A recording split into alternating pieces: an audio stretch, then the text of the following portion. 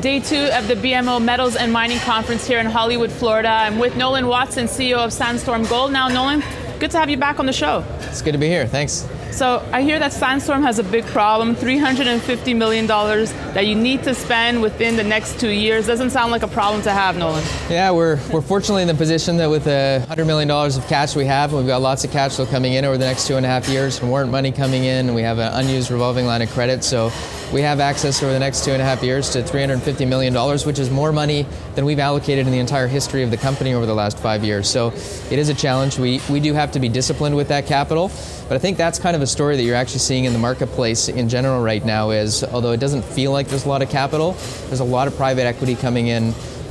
Companies like Sandstorm and Franco-Nevada and Silver Wheaton, they've got records amount of capital to deploy, and we're all sort of sitting on the sidelines waiting. We're being disciplined, but there is a lot of capital there to be spent. A good example at this conference that we're at here, last year there were 3 private equity funds that attended. This year there are 40 private equity funds that have attended, and they have huge amounts of capital. And so there is that capital, it's all sitting on the sidelines, and that's a good news story for the metals and mining valuations of companies. Absolutely, but Nolan, where are you thinking of allocating the money?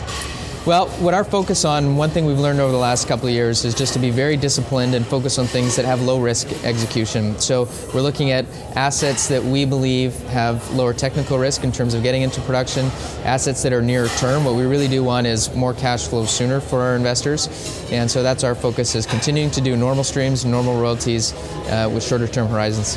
Nolan, Entre Gold, last time we spoke, you said that deal could go down in history as the most important in the industry, or could be. Yeah. Where do you stand now?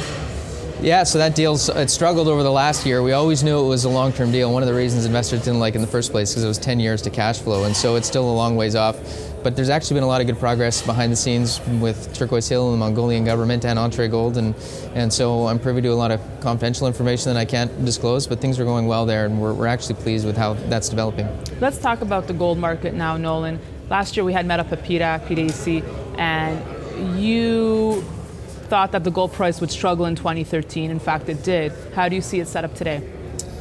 Yeah, I think 2014 is going to be better than 2013 was with respect to the gold price. We're already seeing it a little bit. I don't think the gold price is about to take off by any stretch of the imagination.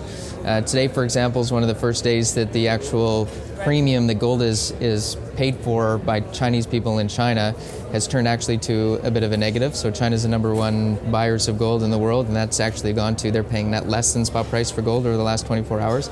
It's not a good sign for gold in the very, very short term. So I think you're going to see gold go up and down this year, and there'll be moments where people get scared and the moments where people think it's going to the moon. But I think the important thing is to stay disciplined. I do think the gold price 5 years from now is going to be a lot higher than it is today, and we'll get there eventually.